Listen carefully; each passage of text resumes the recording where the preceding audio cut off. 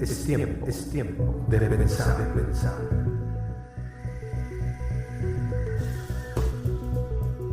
Muchacho Estudio.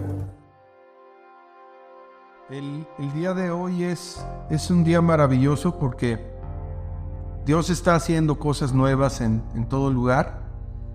Y pues ahorita que todos enfrentamos retos, entonces vamos a pedirle al Señor que nos ayude en los retos que estamos enfrentando y que nos ayude con su poder y su fuerza y sobre todo a fortalecer nuestra fe, ¿no?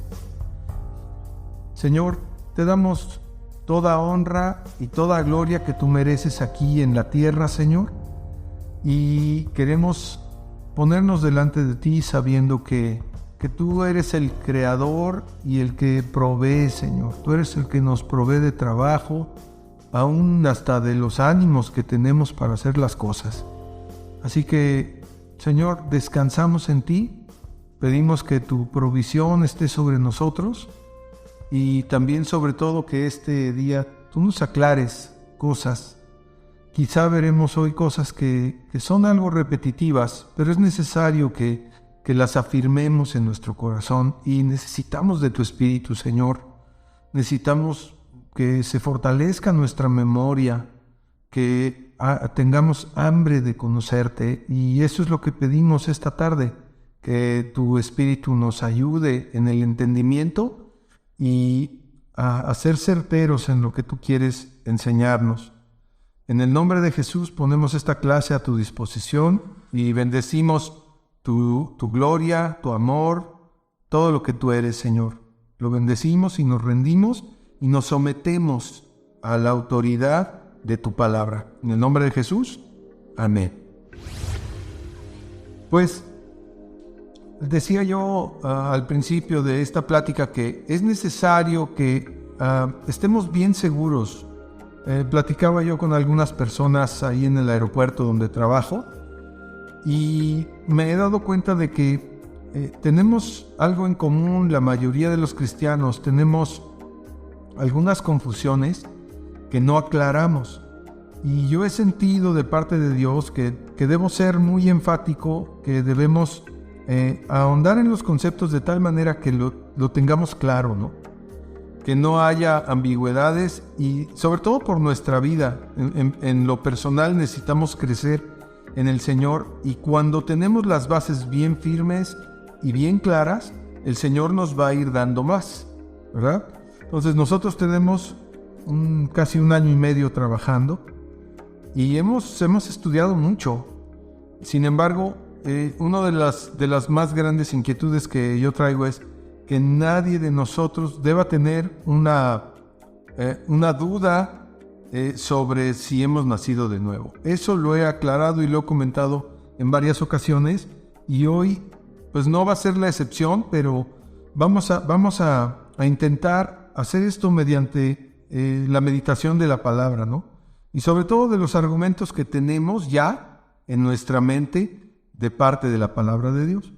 Vamos a comenzar. El tema de hoy pues redunda sobre el nuevo nacimiento, es el nuevo nacimiento, y lo vamos a hacer a través de algunas preguntas. La pregunta número 1 es: ¿qué profeta establece de parte de Dios el decreto legal sobre la muerte del que hace pecado? Recordemos que hemos ya visto esto, pero es muy importante que sepamos dónde está. Entonces, ¿se acuerdan ustedes de dónde viene este concepto? La palabra dice: he aquí, esta es la voz de Dios, que todas las almas son mías. Como el alma del Padre, así el alma del Hijo es mía. El alma que pecare, esa morirá. Eso se encuentra en el libro de Ezequiel. Uno de los antiguos profetas de Dios es Ezequiel 18:4. Vamos a repetir la palabra porque esto es muy importante y vamos a analizar un poquito también de ella. Dice: he aquí todas las almas son mías. Cuando el Señor nos dice esto, de alguna forma nos está aclarando que nadie le puede vender el alma al diablo, por decirlo así, porque todas las almas le pertenecen al Señor. Entonces, si ustedes han escuchado eso de que alguien, que un cantante para hacerse famoso le vendió el alma al diablo, pues ahí hay un error de apreciación, ¿no? Porque las almas le pertenecen en totalidad a nuestro Creador. Entonces, que pudo haber algún engaño y sí pueden haber hecho algún pacto o alguna cosa para adquirir fama y fortuna, pues puede que sí lo hayan hecho, ¿no? Pero en realidad tenemos que tener una plena conciencia de que las almas, tu alma, mi alma, le pertenece enteramente al Padre, a Dios el Padre, ¿no? Y ahí es donde dice que el alma que pecare tendrá que morir. La reflexión a la que nos lleva esto es: toda persona en la tierra debe saber que por causa de su desobediencia a Dios está muerto espiritualmente, ¿verdad? Esa sería una reflexión a la que nos lleva esto. ¿Por qué? Porque si reconoces que has pecado, y la palabra dice que el que pecare tendrá que morir, y eso no es un futuro, no es en un futuro incierto, es de inmediato, en el momento que tú pecas contra Dios, que de otra manera lo voy a explicar, en el momento en que desobedecemos sus principios, sus preceptos, sus ordenanzas, su voluntad, en ese momento, en ese preciso momento, morimos. Oye, pero es que nada más dije una mentirita. Una mentirita está tipificada en los 10 mandamientos del Señor, pues como un pecado, ¿no? Ya si analizamos muchos otros pecados, bueno, nos daremos cuenta que es exactamente lo mismo. Entonces, el asunto es entender que estamos muertos espiritualmente por causa del pecado, pero aún así, muerta esa alma, le pertenece a Dios. ¿Ok? Entonces, las almas de los muertos y de los vivos, todas las almas de las personas de todas las épocas, y aún aquellos que no han nacido todavía, le pertenecen a Dios, de acuerdo a esta palabra. Ahora, la pregunta número 2 es: ¿qué consecuencia tenemos al estar muertos espiritualmente? ¿Qué es lo que pasa? Bueno, la respuesta inmediata es: estamos sin derecho a entrar al reino de Dios. Entonces, esta palabra pues es muy fuerte, realmente es muy fuerte, porque nos está abriendo los ojos a tanto engaño que tenemos, porque la gente piensa que al morir, cuando uno se muere en este mundo, uno ya va directo al reino de Dios, y eso lamentablemente pues no está amparado en la palabra de Dios. Entonces, sí morimos, pero vamos a otro lugar que está reservado para los muertos que se quedaron muertos espiritualmente. ¿Ok? Entonces, esto también nos hace pensar, ¿dónde viene esa palabra? Y recalco que todas estas palabras, yo he estado sacando nada más la palabra que nos interesa, pero siempre hay un contexto de esa palabra, entonces hay que leer bastante, ¿no?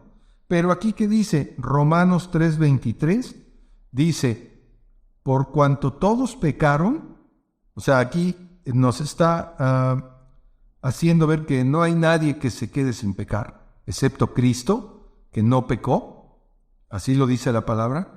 Dice, por cuanto todos pecaron y están destituidos de la gloria de Dios. Si esta palabra, que es tan profunda y tan grave, indica que si ya pequé, estoy muerto espiritualmente, como lo vimos en la primera pregunta, ahorita nos damos cuenta de que no solo estamos muertos espiritualmente, sino que estamos destituidos de la gloria de Dios. Eso suena verdaderamente fuerte, ¿no? Estoy seguro que pocas personas lo consideran, porque es la creencia popular de que cuando vas a un velorio la gente dice frases como, pues ya se nos adelantó, ya está descansando. Esas son frases que oímos en la mayoría de los velorios. Pero ¿en qué están fundamentadas esas expresiones? Definitivamente no están fundamentadas en la palabra, ¿no? Debería de aterrarnos el llegar al momento de la muerte sabiendo que estamos muertos espiritualmente y que no tenemos derecho a entrar al reino de Dios y que nos muramos, ¿no? Entonces, es verdaderamente una tragedia que se nos termine la vida en esta tierra y no nos hayamos encontrado con Dios para reconciliarnos con Él. Por eso la reflexión a la que vamos ahorita es esta. Si estamos destituidos de la gloria de Dios y no tenemos derecho a su reino eterno, ¿qué podemos hacer, para ser admitidos? Esa es una buena pregunta. Si yo hoy entiendo que estoy muerto espiritualmente y que no tengo derecho ninguno a entrar a la gloria de Dios en su reino, pues ¿qué tengo que hacer? Entonces, uno puede pensar mil cosas, pero Dios ya dijo lo que tenemos que hacer. Dice la pregunta 3, ¿podríamos ser admitidos por portarnos bien de ahora en adelante? La respuesta tajante y absoluta es no. No podemos ser admitidos en el reino de Dios por una sencilla razón. Dios es santo. Nosotros hemos pecado y estamos muertos espiritualmente, aunque estamos vivos en la carne. Pero un Dios santo no consiente el pecado y determinó que todos los que pecaran deberían de morir. Entonces, no hay manera, porque el reino de Dios también es un reino vivo, es un reino eterno, es un reino que ya está entre nosotros y los muertos no tienen derecho a estar allí. Entonces, el no es absoluto, no es posible. Solo sería posible, si no hemos muerto en la carne, que Dios a través de su gracia nos dé un favor que no merecemos. Eso sería su gracia salvadora, ese milagro de recuperarnos de los muertos y darnos una nueva oportunidad de vivir, ¿verdad? Entonces, no podemos hacer nada. Habrá quien diga, bueno, ya me voy a portar bien a partir de ahora. No te va a servir de nada, porque el reino de Dios no se gana por obras, ni porque te portes bien, ni porque hagas grandes obras de ayuda a los demás. Eso es bonito y es bueno, es en realidad algo útil, pero no te sirve para comprar tu boleto de entrada al reino eterno de Dios. La palabra de Dios lo dice claramente en Efesios 2:8.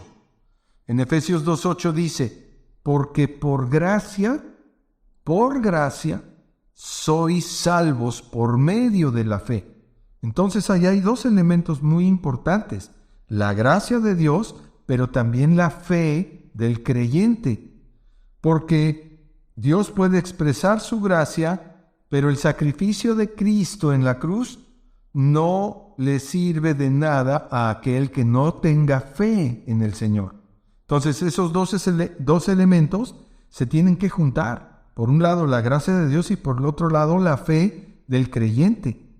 Y te dice Efesios 2:8, y esto, o sea, la gracia que te puede salvar, no es de ti, no viene de nosotros, pues es don de Dios. Lo voy a leer de corrido, Efesios 2:8. Porque por gracia sois salvos por medio de la fe, y esto no de vosotros, pues es don de Dios. O sea, es algo que Dios le da gratuitamente a aquel que tiene fe. Es un favor inmerecido, es algo que Dios hace por su propia iniciativa para salvar a aquellos que tienen fe. Entonces, la fe viene a ser un elemento importantísimo, esencial para que podamos reconciliarnos en Dios. Pero antes de esa reconciliación tiene que pasar algo muy importante, y esa es la cuarta pregunta que vamos a hacer hoy para meditar en ella. Dice, ya sabemos, pregunta 1, 2 y 3 dice que estábamos muertos por nuestro pecado, ¿no? Y que no tenemos derecho al reino de Dios. Ahora, tiene que pasar algo importante, y dice la pregunta, ¿quién es el que te convencerá de pecado? Para que te des cuenta de que has deshonrado a Dios, que es sobre todas las cosas un Dios santo, ¿no? Y aquí viene la respuesta, que es muy importante, porque sin la presencia del Espíritu Santo de Dios, esto no se puede llevar a cabo. No es porque yo quiera o yo busque a Dios, aunque buscar a Dios es importante, pero el Espíritu de Dios es el que nos convence. Por eso nosotros lo que tenemos que ver o entender es que es la obra preciosa del Espíritu Santo la que nosotros necesitamos, porque Jesús les dijo a sus discípulos en Juan 16:8, les dijo, y cuando Él venga, se está refiriendo al Espíritu Santo de Dios, porque es una promesa de Jesús para los creyentes, convencerá al mundo de pecado. Ahí está la clave interesante. Convencerá al mundo de pecado, de justicia y de juicio. Son tres cosas sumamente importantes, pero hablando en el contexto del pecado, el Espíritu Santo es el que te indica que algo estás haciendo mal y es el que te lleva a esta convicción personal de que le has fallado a Dios. Y no precisamente es una culpabilidad o un remordimiento el que el Espíritu Santo te trae. El Espíritu Santo, al convencerte de pecado, lo que está haciendo es quebrar los argumentos que tienes en tu mente para indicarte qué es lo que has hecho mal y que puedas ver que estás en pecado. Esa es la razón de que el Espíritu Santo se los dio a los discípulos y nos los da ahora a todos los creyentes para que primeramente Él haga una obra especial en nosotros, que es que te des cuenta. Porque hay gente que aun cuando sabe que lo que está haciendo está mal, no le da el tinte o no le da la categoría de ser un pecado que ofende a Dios y que daña su relación con Cristo o con Dios. ¿Por qué? Porque somos muy dados a pensar ligeramente del pecado y hasta bromeamos con él, ¿no? Bromeamos, y más yo creo en la cultura mexicana, que a veces decimos cosas impresionantes de burla o de chiste en función a las cosas de Dios. Y eso, pues ya de por sí, pues es algo incorrecto. Pero está en nuestra mentalidad, a lo mejor como latinos también, que veamos el pecado como algo ligero, pero no, el pecado no es ligero, el pecado nos ha separado de Dios y el pecado es tan profundo y tan detestable para Dios que aquellos que muramos en pecado estaremos separados eternamente de Dios. Es algo sumamente fuerte, ¿no? Entonces, bueno, el Señor viene a nosotros por medio de su Espíritu Santo, nos convence de que estamos mal y entonces es cuando podemos proceder al arrepentimiento. El arrepentimiento es una consecuencia de aquellos que sienten que le han fallado a Dios, es el anhelo de dar la vuelta o ir en la dirección contraria a la que iban. Dice la pregunta 5, entonces, ¿qué se puede hacer para ganar el favor de Dios? Es decir, obtener su gracia. Si el Espíritu Santo ya te convenció de pecado y estás completamente cierto de que no mereces el reino de Dios, pero que deseas buscar al Señor, entonces viene la respuesta que es arrepentirnos y convertirnos de nuestros malos caminos a Dios. Pero esto, a veces la palabra convertirnos de nuestros malos caminos a Dios nos suena extraña porque no es algo que se diga en todos lados, ¿no? Arrepentirnos más o menos lo entendemos. Hoy vamos a entender un poco más la profundidad de lo que representa la palabra arrepentirnos. Arrepentirnos es cambiar de dirección. O sea, yo hacía lo malo, ahora dejo lo malo y voy a hacer lo que es correcto delante de los ojos de Dios. A lo mejor no sabes todo lo que es correcto. Sin embargo, Dios puso en nosotros un sentido o una noción del bien y del mal. Entonces, muchas veces tenemos la sensación de estar haciendo algo incorrecto y a veces seguimos adelante aunque nuestra conciencia nos está diciendo que eso está mal. Podemos asumir eso como parte de una conciencia de pecado que el Señor ya nos puso delante de nosotros o dentro de nosotros. Sin embargo, viene el Espíritu Santo, que es totalmente autónomo, tiene todas las características de Dios porque es Dios, y viene en un momento de intimidad con el creyente y te convence de que algo anda mal, que necesitas arrepentirte y convertirte. Entonces es cuando el cristiano o el creyente tiene ese anhelo de honrar a Dios y se muestra arrepentido de lo que ha hecho. Porque esto es tanto como conocer la gracia de Dios, que es maravillosa, y si la estimamos como algo importante, pues daremos honra a Dios con nuestras decisiones a partir de ese momento, ¿no? Y luego entonces cuando decidimos convertirnos al Señor, significa algo muy, muy importante. Significa vivir sujetos a Dios en obediencia. Y eso posiblemente no empiece por costarnos trabajo, porque estamos acostumbrados a nuestra libre decisión que Él mismo nos dio y a hacer lo que se nos viene en gana. Pero cuando Dios viene a nuestras vidas, a través de su Espíritu Santo, nos hace comprender que necesitamos estar en sujeción a Él, en obediencia. ¿Y cómo vas a estar en obediencia? Pues tienes que conocer a Dios, tienes que conocer su voluntad y su palabra, y eso te va a ayudar a andar en un camino recto que le honre a Él, ¿no? Entonces, ¿cómo se logra esto? En obediencia a Dios. ¿Y por medio de qué? Pues por medio de su palabra. ¿Cómo vas a obedecer la instrucción de tu Padre, espiritualmente hablando, de nuestro Padre Celestial, si no conoces sus principios, ¿no?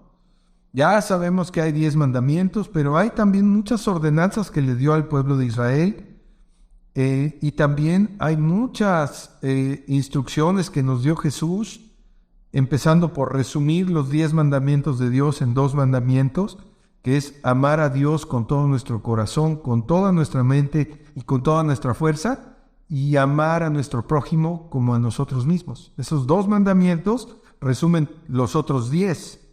Entonces, esto es maravilloso porque Dios comienza su transformación en aquellos que desean escuchar, aquellos que desean someterse al escrutinio de Dios, o sea, a esa minuciosa interacción donde Dios nos hace ver cómo realmente somos. La palabra de Dios lo muestra directamente en Hechos 3:19 y en Romanos 10:9. Son 2 versos que son clave de nuestra vida cristiana. Dice, Hechos 3:19, así que arrepentíos y convertíos, para que sean borrados vuestros pecados, para que vengan de la presencia del Señor tiempos de refrigerio. Si nos fijamos bien, aquí esta instrucción es un imperativo, es como una orden, ¿verdad? No es una sugerencia, a ver si la tomas o no la tomas. Aquí el apóstol que escribió esto estaba diciéndolo como una exhortación profunda para verdaderamente arrepentirte y convertirte. No lo está poniendo como una elección, si quieres, si te parece bien, si no te parece. Es en realidad un imperativo, porque dice que si te arrepientes y te conviertes, serán borrados tus pecados. O sea, alguien alguna vez comentó el hecho de que el amor de Dios es incondicional. Y hay varias formas de analizarlo. Yo en lo personal considero que es un amor condicional. ¿Por qué? Porque Él nos está pidiendo que nos arrepintamos y nos convirtamos. Es lo único que vale delante del Señor. Y si lo haces, entonces serán borrados tus pecados. Entonces, para mí es un amor condicional y no tengo ningún problema con pensarlo así, porque a veces pensamos que el amor incondicional es la máxima expresión del amor, ¿verdad? Hacer algo por los demás sin esperar recibir nada. Sin embargo, aquí vemos que el amor de Dios tiene una condición, y la condición se asienta sobre tus decisiones, sobre mis decisiones, sobre mi voluntad y tu voluntad. La voluntad de arrepentirme. Claro está que el Señor me concede el arrepentimiento a través de su Espíritu Santo, pero hay un punto donde yo tengo que decidir si me arrepiento o no me arrepiento. O sea, el Señor respeta tu libre albedrío, si lo quieres ver así, y te reta a arrepentirte y convertirte para vivir una vida diferente. Entonces, creo yo que desde ese punto de vista es un amor condicional, y es un amor condicional hermoso, porque a cambio de arrepentirme y convertirme, vivir una nueva vida en el Señor, mis pecados serán borrados. Eso rompe con todo esquema, ¿verdad? Y luego adiciona Hechos 3:19, para que vengan de la presencia del Señor tiempos de refrigerio. ¿Para quién? ¿Para quién son esos tiempos de refrigerio? Son para ti, para mí. Cuando estamos en paz con Dios, la paz de Dios es maravillosa, te limpia, te libera de depresión, de opresiones, te libera de congoja, te libera de tristeza, te libera de culpabilidad, te libera de todas las cosas, porque una vez que te arrepientes y te conviertes al Señor, la vida es nueva. Dios te da una nueva vida, borra tus pecados, nunca más te los va a reprochar, porque dice la palabra que los va a echar en el fondo del mar, y entonces van a venir a ti y a mí tiempos de un refrigerio hermoso, tiempos de paz, de la verdadera paz que Dios da. Atrévete a leer y cambia tu destino. La Biblia es la voz de tu Creador y tiene todo el poder de su Espíritu para que tengas vida abundante. Este maravilloso libro te hará saber quién realmente eres y cuál es tu destino eterno. Sobre todo, te mostrará quién es Dios y su plan eterno para ti. Siempre recomendaremos que sea tu fuente suprema de sabiduría, así que no tardes en conocerla. También hemos escrito varios libros que te pueden ayudar a crecer en tu relación con Dios, porque en ocasiones las experiencias de otras personas nos enriquecen grandemente, si es que están basadas en la sana doctrina bíblica. Encuéntralos en Amazon Libros, en el enlace tini.cc/Moushaki, mismo que dejamos escrito en la descripción. Ahora, Romanos 10:9 es otra escritura que nos ayuda muchísimo a entender cómo se llevó a cabo esto, ¿verdad? Porque ya vimos desde el principio, somos pecadores, estamos destituidos de la gloria de Dios, el Señor nos manda su Espíritu Santo para convencernos de pecado, después nosotros, si nos arrepentimos y nos convertimos, vienen tiempos de refrigerio, nos hacen nuevas personas, borran nuestros pecados. Y eso se logró a partir de algo, que si confesares con tu boca que Jesús es el Señor y creyeres en tu corazón que Dios le levantó de los muertos, serás salvo. Ahora, vamos a analizar un poquito esto nada más. Primero, son dos factores los que se ven ahí muy claros. En Romanos 10:9 dice que si confiesas con tu boca que Jesús es el Señor, ese es el primer factor, confesar, decir, yo reconozco a Jesús como mi Señor. Eso sería confesar con tu boca, reconocerle como Dios, como el Señor, ¿no? Como tu dueño. Y luego viene la segunda, que es, si creyeras en tu corazón que está vivo, que Dios le levantó de los muertos. Entonces, aquí viene otra bendición enorme. Dice, serás salvo. Y a veces pensamos que ser salvo sería ser salvo de todo lo que se viene, de todo lo que va a pasar, de todos los rumores que se están diciendo. Pero ¿sabes de qué nos hará salvo el Señor primeramente? Nos va a hacer salvo de su ira. Y yo definitivamente creo que si las cosas están mal en el mundo, y esto es el principio de dolores como lo dice la palabra, si hablamos de esto comparado con la ira de Dios, hablando de esta ira santa de Dios, estamos hablando de cosas terribles. Estamos hablando de todo lo que Dios va a hacer para destruir el pecado. Entonces, dice que será salvo o será salva, pero será salva de la ira de Dios, porque ya confesaste que Jesús es el Señor y ya creíste en tu corazón que Él está resucitado y que viene por su iglesia. ¿Ok? Y eso, si tú confiesas y crees, entonces serás salvo. ¿Qué manera de explicar esto le damos? De tal forma que nos demos cuenta de que la ira de Dios viene sobre los hijos de desobediencia. O sea, cuando estábamos en nuestro pecado, nosotros éramos hijos de desobediencia. Y la ira de Dios, dice la palabra, que se manifestará sobre los hijos de desobediencia. Eso a mí me aterra. Te soy honesto, yo sé que Dios es amor, pero también Dios es un Dios que no consiente el pecado. Tal es así que Él se determinó a hacerse como un hombre, mandar a su Hijo amado a la cruz y permitir que Él pagara la ira de Dios en esa cruz por nosotros.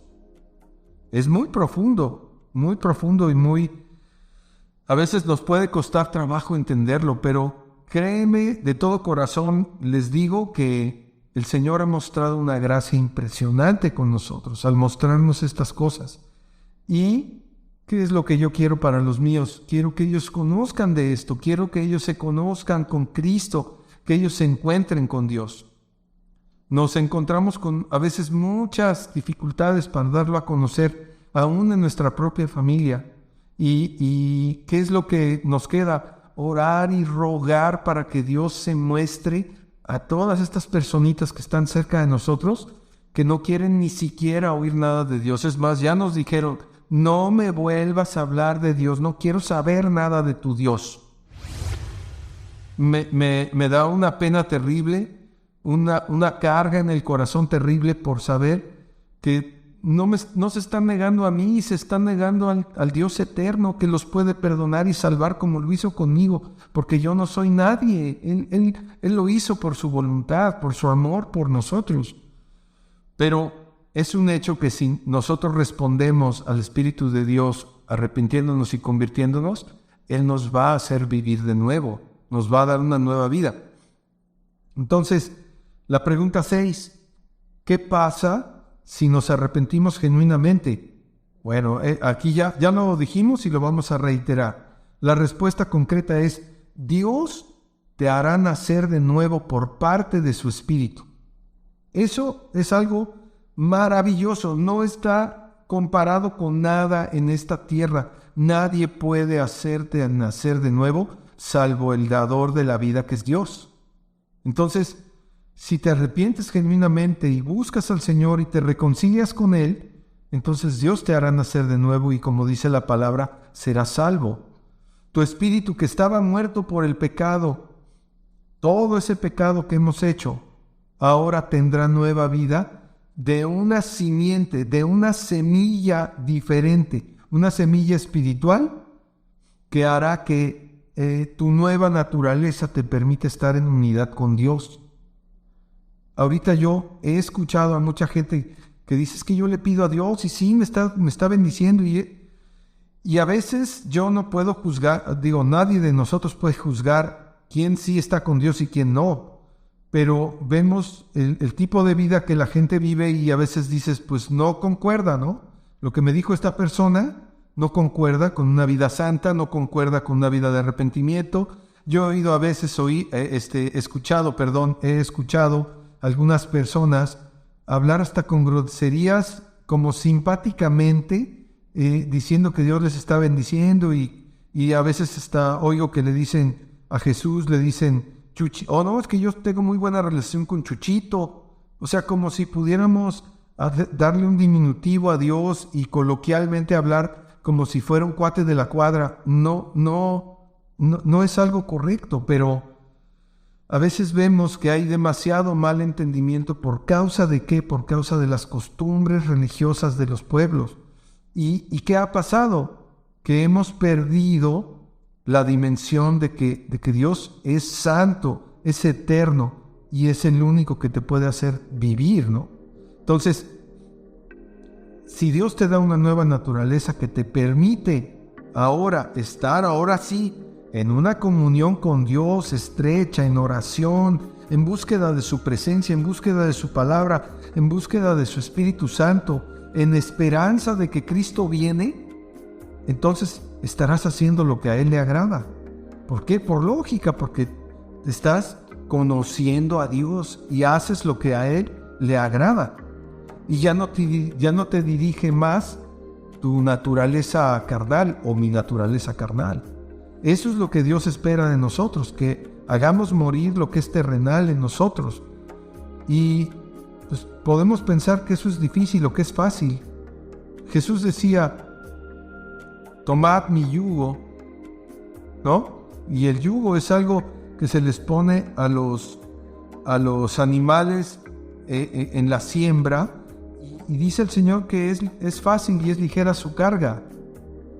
Y nosotros sabemos, por el contrario, que un yugo es un peso muy fuerte sobre el cuello del animal para que el animal, cuando avance, vaya arando un terreno. Entonces, ese yugo trae adicionado un arado que con la fuerza de empuje del animal va removiendo la tierra a su paso, ¿no? Eso es, los que saben de agricultura pues lo dirán mejor. Entonces, cuando Él dice que llevemos su yugo, Él nos está diciendo de una forma muy clara que sí se puede vencer a la naturaleza carnal que nos ha dominado por toda la vida. Pero, ¿cómo lo vas a lograr? Sometiéndote a Dios, sometiéndote a su dirección. ¿Cuántas veces hemos querido hacer las cosas como nosotros queremos? Y a veces salen bien, pero muchas veces salen mal, ¿verdad? ¿Por qué? Porque no estamos siguiendo la voluntad de Dios. Entonces, pero aquí también hay algo que a veces confundimos. Por ejemplo, hemos visto hermanos en la fe que tienen unas batallas terribles contra enfermedades, contra cosas, y la gente se confunde, pues no, que Dios está con él, entonces ¿por qué está enfermo? La gente se pregunta eso, porque nos han predicado de un evangelio falso que dice que tú vas a ser rico, que tú vas a hacer grandes maravillas y que despiertes el gran campeón que hay en ti. Y eso no es lo que dice la palabra. La palabra dice que en la vida tendremos aflicción, pero que confiemos en el Señor Jesucristo porque Él ha vencido al mundo. Entonces, tenemos unos errores doctrinales increíbles porque no nos hemos expuesto a la palabra, ¿no? Pero eso va a cambiar. Ahora que ya tienes una nueva naturaleza y que estás completamente cierto de que te has reconciliado con Dios, entonces puedes comenzar en una nueva vida, pero por favor no dejes estos principios de la vida cristiana que son esenciales. Conocer a Dios a través de su palabra, eso es esencial. No es una opción, y no lo veamos como algo pesado. La Biblia es un libro muy completo y muy hermoso, pero tienes que agarrarlo con esa fe de que Dios te va a transformar, de que Dios te va a capacitar para hacer su obra y para ser de bendición en esta tierra mientras estés vivo, ¿no? O viva. Dice la pregunta 7. ¿Cuáles son las declaraciones del Antiguo Testamento y del Nuevo Testamento donde Dios mismo nos hace saber que necesitamos tener una relación personal con Él? hay declaraciones de parte de Dios, de parte del Padre, de parte del Hijo también, y lo vamos a resumir en 2 versos. Hay muchos más, pero vamos a resumirlo en 2. El primero es que en el antiguo tiempo, Dios dijo a través de un profeta Amós, se llama Amós, capítulo 5, verso 4, dice así: porque así dice Jehová a la casa de Israel, buscadme y viviréis. Esta es una instrucción directa en el tiempo antiguo, cuando andaban ahí los judíos en sus camellos y con sus vacas y con todo. El Señor les dijo a esa casa de Israel, que es el pueblo escogido de Dios, pero ahora nos lo dice a nosotros. Te dice, búscame y vivirás.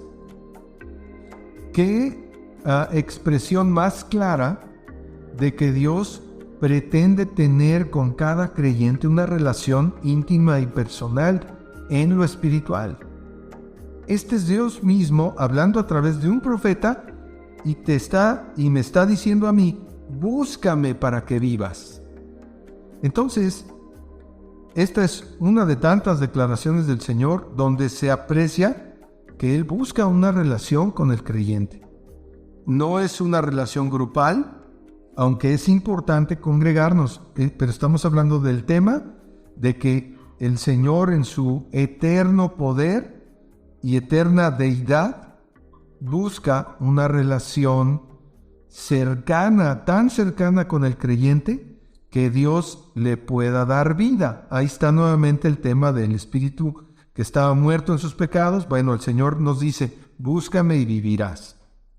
Por eso entendemos que cuando personas del tiempo antiguo murieron, porque esa es otra de las dudas que mucha gente tiene, dicen, ¿y cómo se salvaron si ahora es por medio de Jesucristo? ¿Cómo se salvaron los que estaban en el mundo antes de que estuviera Jesucristo? Pues eso está resuelto con este versículo.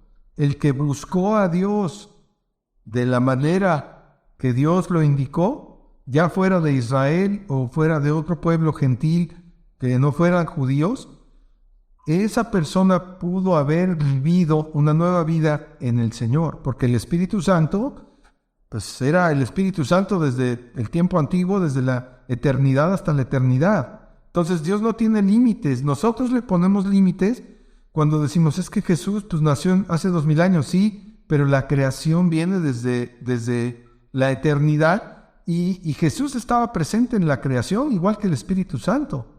Entonces, aquí esta es la primera respuesta de la pregunta acerca de las declaraciones de Dios, de querer tener una relación con nosotros. La segunda es, yo los conozco y me siguen, dijo Jesús a sus discípulos, mis ovejas oyen mi voz y yo las conozco y me siguen. Ahí está otra prueba más de que Jesús, en este caso como Dios, como Hijo de Dios, como hombre, ¿no? Que Dios que se hizo hombre, nos demuestra que Él ya tiene a determinadas ovejas. Esperamos nosotros ser de esas ovejas. Aunque esto lo dijo en el tiempo de sus discípulos, cuando Él estaba haciendo su ministerio, pues esto quedó registrado en la Biblia para que todos los que creamos en Cristo podamos entender que necesitamos tener una relación profunda de oveja, como si fuéramos ovejas, con nuestro pastor, ¿no? Que es Él. Entonces, la ilustración de que nos vea como ovejas es hermosa, porque las ovejas son uno de los animales que muestra un carácter más apacible entre los animales de corral y entre los animales del campo. Tiene una fidelidad especial la oveja. Y hasta sus caritas, sus caras son tan hermosas que expresan como una bondad, como una paz. Es algo diferente a ver a un lobo con una intención de comerte, o a un león con una intención de comerte. Las ovejas no le hacen daño a nadie. Bueno, a lo mejor le dan algún tope a alguien que se acerque mucho, ¿no? Pero finalmente las ovejas es una ilustración hermosa. Los rebaños de las ovejas permanecen unidos. Sí hay necesidad de un pastor, pero no necesitas arrearlas con caballos, no necesitas hacer tanta cosa. Con un pastor, ese pastor las puede guiar y dirigir de un campo a X kilómetros a otro campo, a pastar, a darles de comer, y son obedientes. Ahora, también habrá alguna oveja que se descarrile, ¿verdad? Pero en general estamos hablando de que esas ovejas, en este caso nosotros, pues tenemos que tener la capacidad de saber cómo es la voz de Dios. Y esto es muy espiritual, porque no vamos a oír la voz audible como ahorita estarás oyendo mi voz. La voz de Dios se expresa de muchas maneras. Se expresa en su palabra, cuando la leemos, cuando otros hermanos nos enseñan la palabra, cuando un pastor se dirige a su congregación y le enseña la palabra, cuando estamos comiendo en una comida de hermanos y estamos compartiendo la palabra de Dios y las maravillas que Él ha hecho por nosotros. El Espíritu Santo de Dios habla de alguna manera a nuestro interior y nos hace sentir o pensar ciertas cosas que identificamos que esto me lo mandó el Señor, ¿no? Entonces, hay una relación muy profunda entre las ovejas que oyen la voz del pastor, y además la otra parte que viene ahí dice, y yo las conozco. O sea, Jesús conoce cada cabello de nuestra cabeza. Conmigo no tiene mucho trabajo ya, pero conoce todos nuestros pensamientos, todas nuestras emociones, lo que te duele, lo que te ha lastimado, pero también lo que anhelas, lo que buscas. Él sabe para qué te diseñó en este mundo. Él te conoce perfectamente. Nosotros somos los que tenemos que esforzarnos un poquito, leer su palabra, estar en oración, estar en comunión con Dios, con los hermanos en la iglesia, congregándonos para que Él esté en medio de nosotros. Y dice aquí que las ovejas de Él le siguen. O sea, es algo voluntario, no es algo que Él force. No nos trae con cadena como si fuéramos mascotas o perros o algo. Él no nos trae con cadena y nos jala, no. Él sabe que sus ovejas oyen su voz y le siguen. Eso es maravilloso. Entonces, ahí está clarísimo. Esta pregunta 7 tiene que ver con esta necesidad que Dios puso en nosotros de una relación personal con Él. Y ahí tenemos esos dos versículos que pueden ser de mucha utilidad. Amós 5:4 y Juan 10:27 para poder comprender que tenemos una relación con Dios. Finalmente llegamos a la última pregunta y a la última reflexión que tengo para este día. Dice, ¿cómo se lleva a cabo un acercamiento con Dios que nos permita tener la reconciliación? ¿Cómo? Porque todas estas cosas se dicen muy bonito, pero debe haber alguna forma concreta, ¿no? De hacerlo, de tener esa reconciliación con Dios. Y dice, la respuesta es, no hay una forma única de tener un acercamiento con Dios. En todas las conversiones que se narran en la Biblia, tanto en el Antiguo como en el Nuevo Testamento, solo se aprecia un común denominador. Este común denominador son dos factores, ¿ok? O sea, no podemos establecer que haya un formato que tú tienes que cumplir para encontrarte con Dios. Eso no lo podemos hacer porque no es bíblico.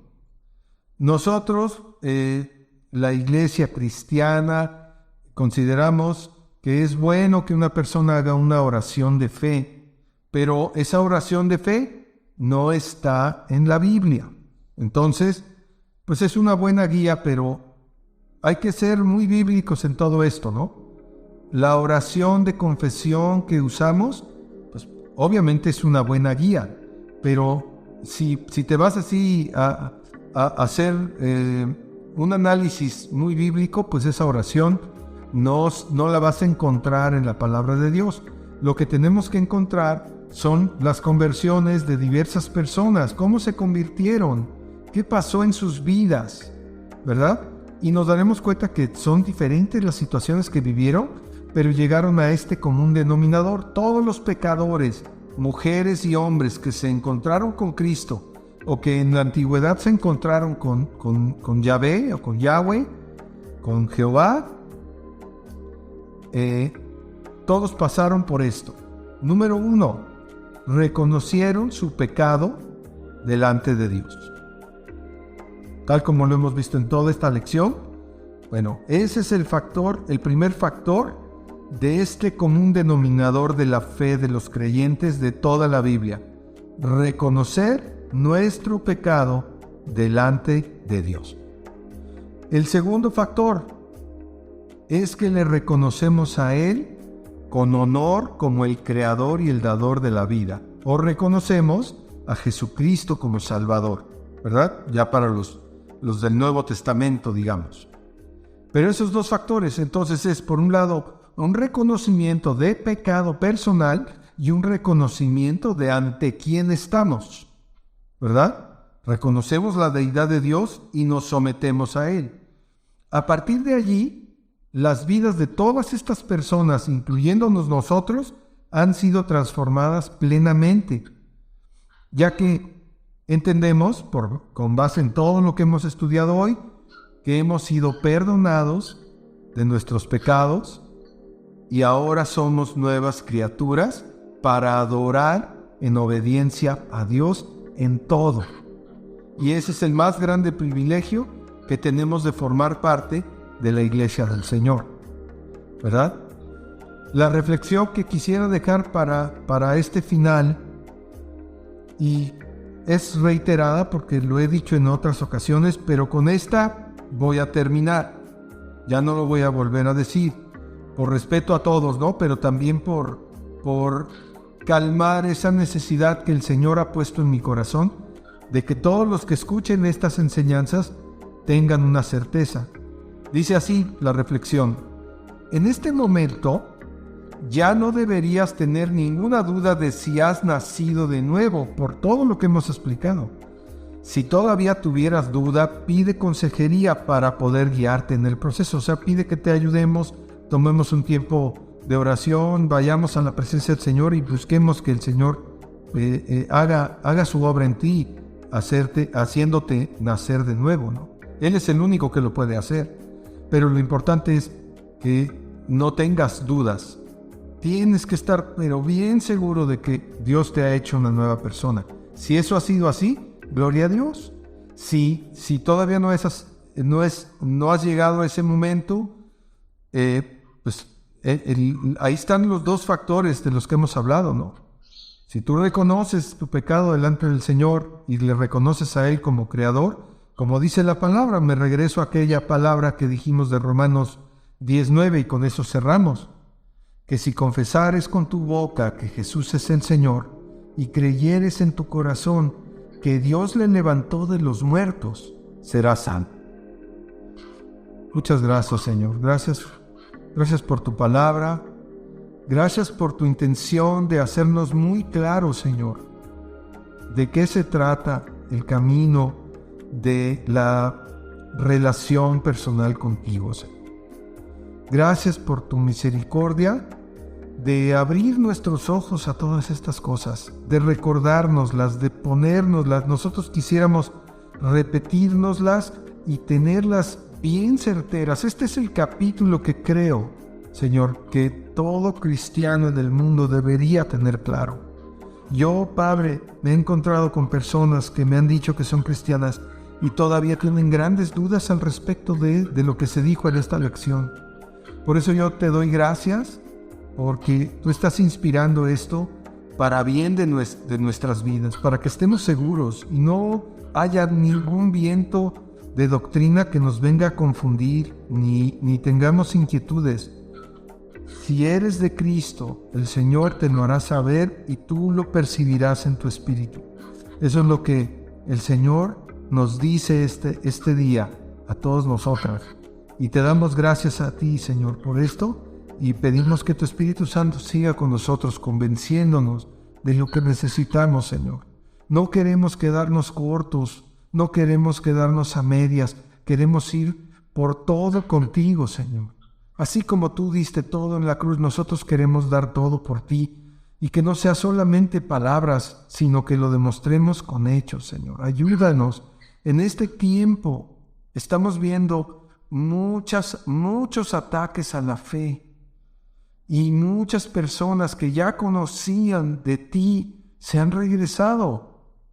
Hay muchos otros nuevos que han vuelto a la vida a través de conocer estas cosas. Pero hay personas que tal vez no habían nacido de nuevo. Y tal vez si hubieran tenido una lección como esta pudieran haber entendido, Señor. Por eso creemos que es importante hoy ponernos delante de ti y decirte, pedirte sobre nuestra necesidad de estar totalmente seguros de que hemos nacido de nuevo, del agua y del Espíritu, como lo dice tu palabra. En el precioso nombre de Jesús, te glorificamos, te alabamos y te honramos con todo lo que podemos, Señor, con todo, Señor, con todo nuestro ser, y que seamos encontrados fieles delante de ti en el tiempo en que tú regreses por tu iglesia. En el nombre de Jesús, amén y amén. Si te parece útil este contenido, por favor compártelo, suscríbete y dale me gusta. Con esto ayudarás a más personas a ser transformadas por medio de la renovación de su entendimiento. Recuerda que tú puedes ayudar a salvar una vida, porque ahora sabes y crees que solo Cristo salva. Muchas gracias. Bien amigos, eso fue todo por hoy desde Cancún, Mushaki. Hasta pronto.